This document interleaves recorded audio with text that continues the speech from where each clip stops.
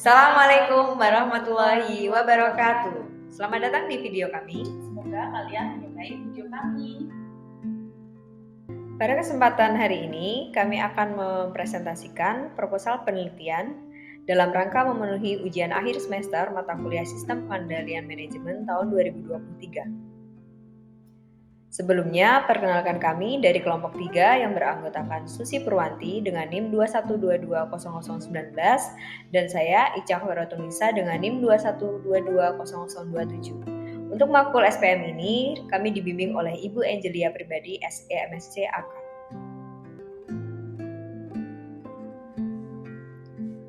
Judul penelitian kami yaitu Pengaruh Kompetensi Manajer, Kualitas Sistem Informasi Akuntansi Manajemen, dan Efektivitas Pengendalian Internal terhadap Good Corporate Governance pada Bank BPR di Provinsi DIY.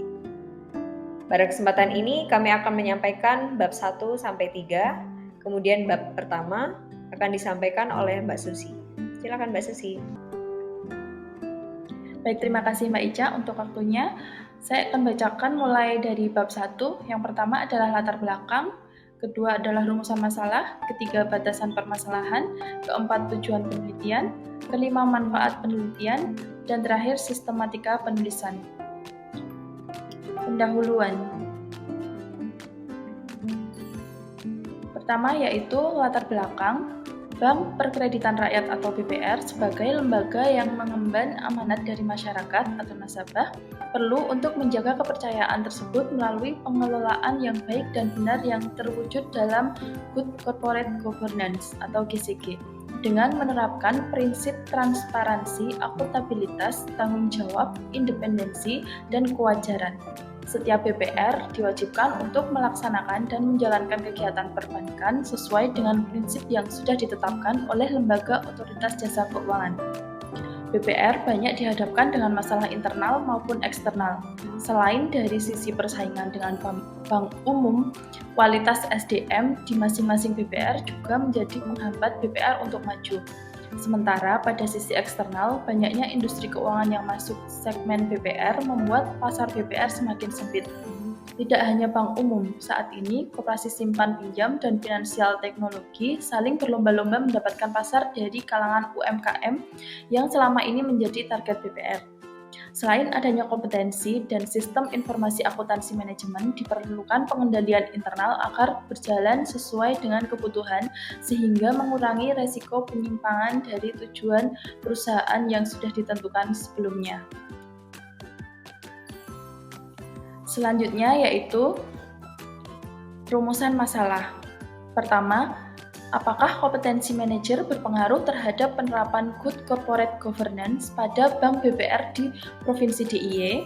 Kedua, apakah kualitas sistem informasi akuntansi manajemen berpengaruh terhadap penerapan Good Corporate Governance pada BPR di Provinsi DIY?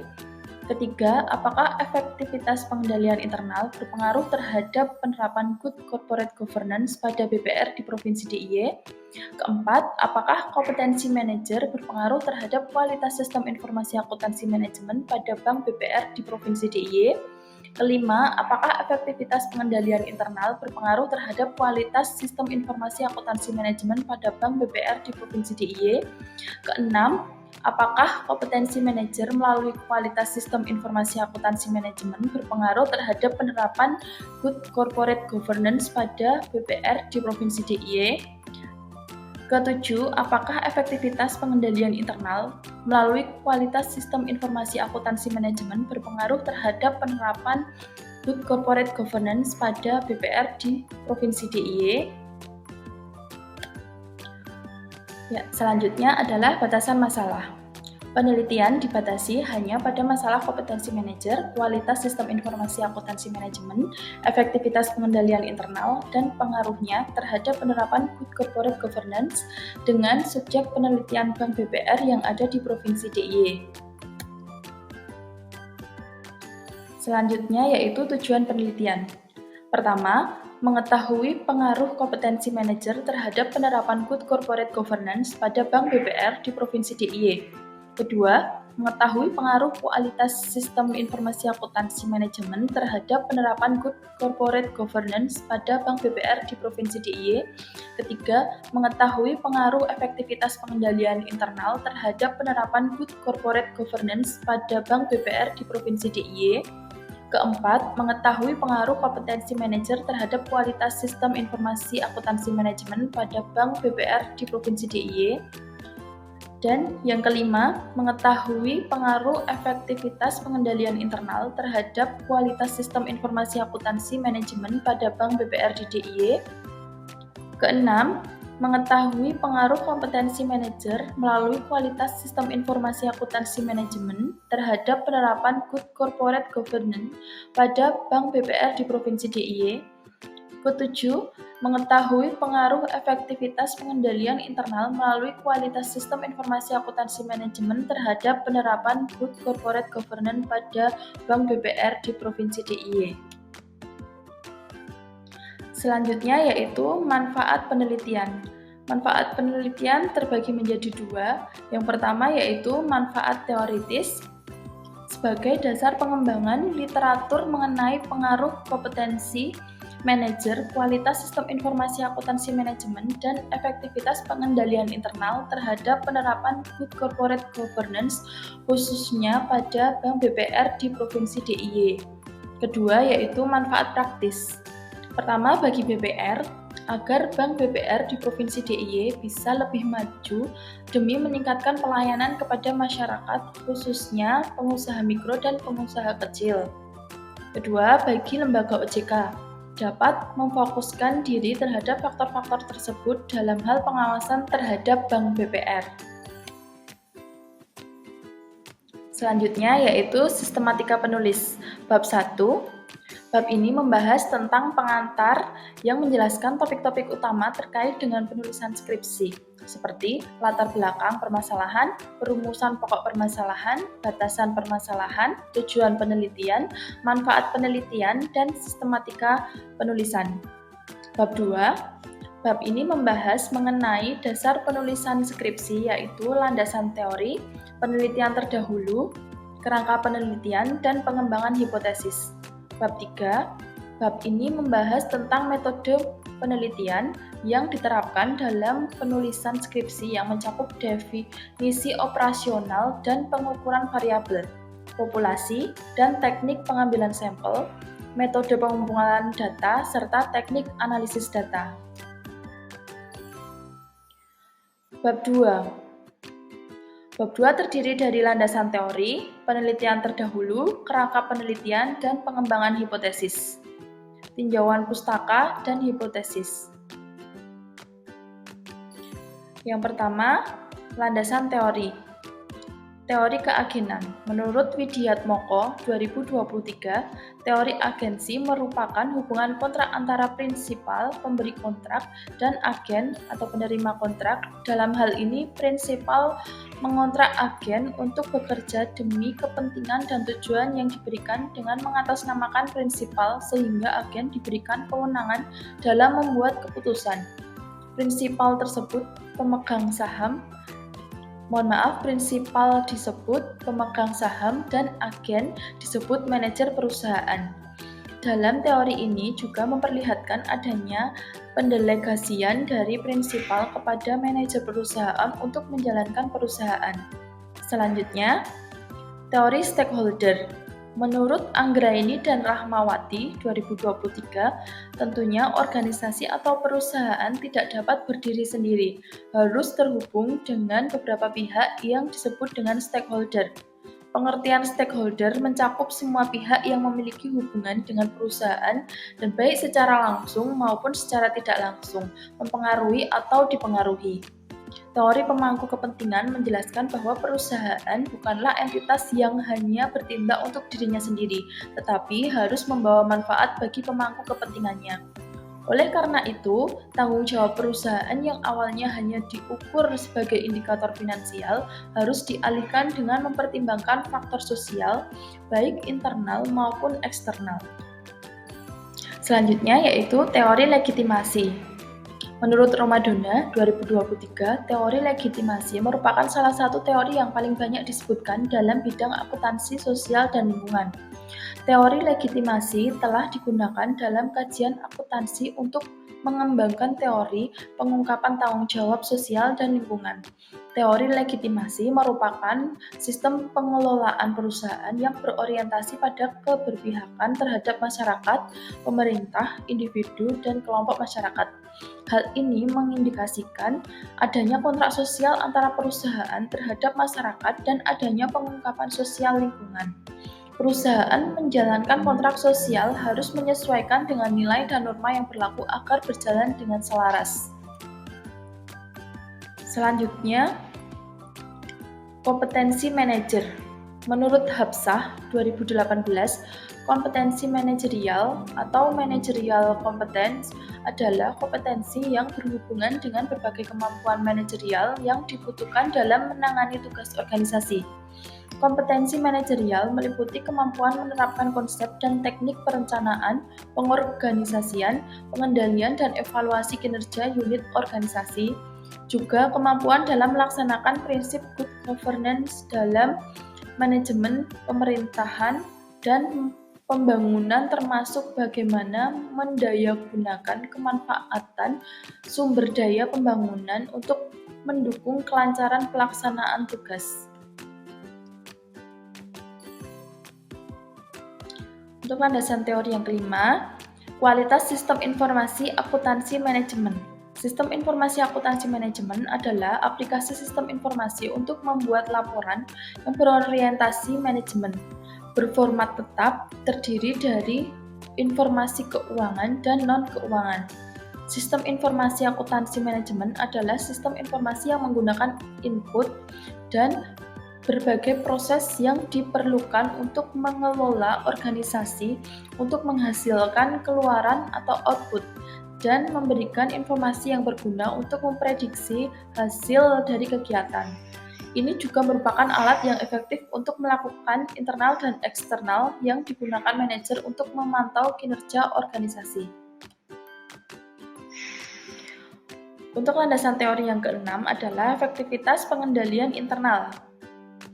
Menurut Mulyanto 2013, dalam penelitiannya menjelaskan bahwa Coso mengeluarkan definisi tentang pengendalian internal. Menurutnya, pengendalian internal merupakan suatu proses yang melibatkan dewan komisaris, manajemen, dan personil lain yang dirancang untuk memberikan keyakinan memadai tentang pencapaian tiga tujuan, yaitu efektivitas dan efisiensi operasi, kendala pelaporan keuangan, dan kepatuhan terhadap hukum dan peraturan yang berlaku. Untuk selanjutnya yaitu Good Corporate Governance. Menurut Indonesian Corporate Governance Forum atau FCGI, penerapan tata kelola perusahaan yang baik memiliki beberapa manfaat, antara lain 1. Meningkatkan kinerja perusahaan. 2. Mempermudah akses dana pembiayaan murah sehingga meningkatkan nilai perusahaan. 3. Memulihkan kepercayaan investor reinvestasi di Indonesia. Keempat, pemegang saham akan puas dengan kinerja perusahaan karena hal ini akan meningkatkan nilai pemegang saham dan dividen pada saat yang bersamaan.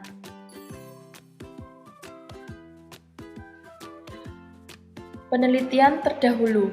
Dalam proposal penelitian ini menggunakan referensi dari 16 penelitian yang menggunakan variabel kompetensi manajer, kualitas sistem informasi akuntansi manajemen, efektivitas pengendalian internal, serta variabel penerapan good corporate governance.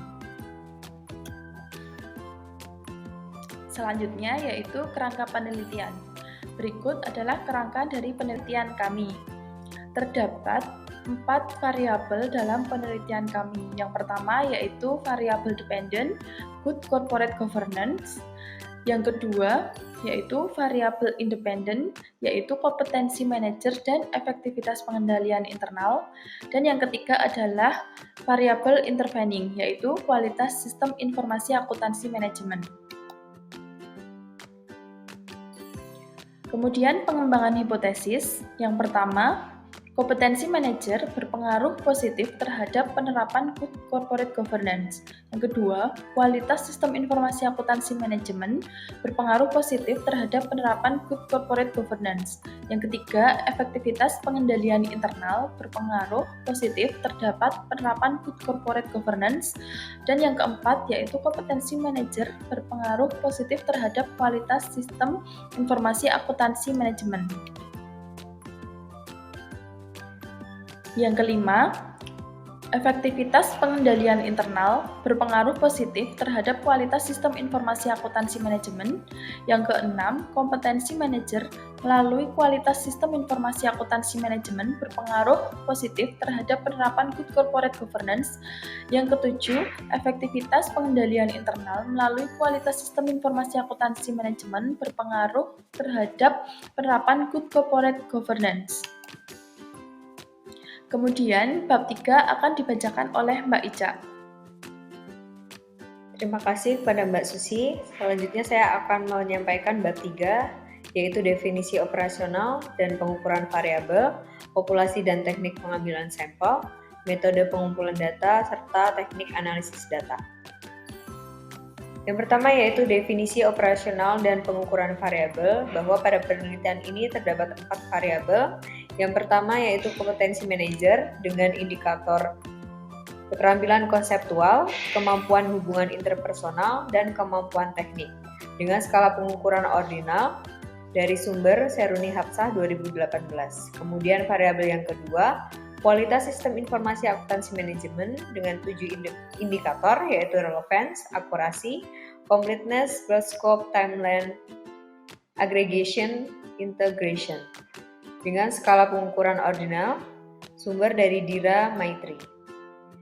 Kemudian variabel yang ketiga yaitu efektivitas pengendalian internal dengan indikator lingkungan pengendalian, penilaian risiko, aktivitas pengendalian, informasi dan komunikasi, serta pengawasan. Dengan skala pengukuran ordinal juga dengan sumber Mulyanto 2013. Kemudian variabel yang terakhir yaitu penerapan good corporate governance dengan 4 indikator yaitu kewajaran, akuntabilitas, transparansi, serta responsibilitas dengan skala ordinal sumber dari Citra 2013. Kemudian untuk populasi dan teknik pengambilan sampel, yang pertama populasi, bahwa teknik pengambilan sampel menggunakan random sampling dari populasi sasaran penelitian yaitu sebanyak 104 PPR di Provinsi Daerah Istimewa Yogyakarta, terletak di Kota Yogyakarta sejumlah 15 PPR, di Kabupaten Sleman sejumlah 32 PPR, di Kabupaten Kulon Progo sejumlah 16 PPR, di Kabupaten Bantul sejumlah 17 BPR, dan di Kabupaten Gunung Kidul sejumlah 24 BPR. Serta sampel yang kami gunakan yaitu sebanyak 67 BPR di Provinsi DIY, terletak di Kota Yogyakarta sejumlah 14, Kabupaten Sleman sejumlah 33, Kabupaten Kulon Progo sejumlah 7 BPR, Kabupaten Bantul sejumlah 8 BPR, dan Kabupaten Gunung Kidul sejumlah 5 BPR. Setiap BPR nanti akan diwakili oleh 1 orang responden, dengan responden mewakili BPR untuk menjawab kuesioner adalah pengelola BPR, yaitu anggota direksi dan atau manajer operasional bank BPR. Selanjutnya adalah metode pengumpulan data. Survei dengan media kuesioner data pada pengumpul dari sumber primer, yaitu sumber data yang langsung memberikan data pada pengumpul data untuk diperoleh data yang relevan, dapat dipercaya, objektif, dan dapat dijadikan landasan dalam proses analisis. Prosedur pengumpulan tersebut digunakan untuk memperoleh informasi mengenai variabel penelitian, yaitu pengaruh kompetensi manajer, kualitas sistem informasi akuntansi manajemen, dan efektivitas pengendalian internal terhadap penerapan good corporate governance pada bank BPR di Provinsi DIY. Selanjutnya yaitu teknik analisis data, bahwa penelitian menggunakan 3 variabel independen dan 1 variabel dependen. Metode analisis yang digunakan untuk menguji hipotesis adalah metode regresi berganda dengan analisis jalur atau path analysis. Metode regresi berganda atau multiple regression yaitu regresi yang digunakan untuk mengetahui seberapa besar pengaruh variabel independen terhadap variabel dependen. Persamaan regresi yang diperoleh dalam suatu proses perhitungan tidak selalu baik untuk mengestimasi nilai variabel terikat. Cukup sekian presentasi dari kami, ada kurang dan lebihnya kami mohon maaf. Wassalamualaikum warahmatullahi wabarakatuh. Terima kasih.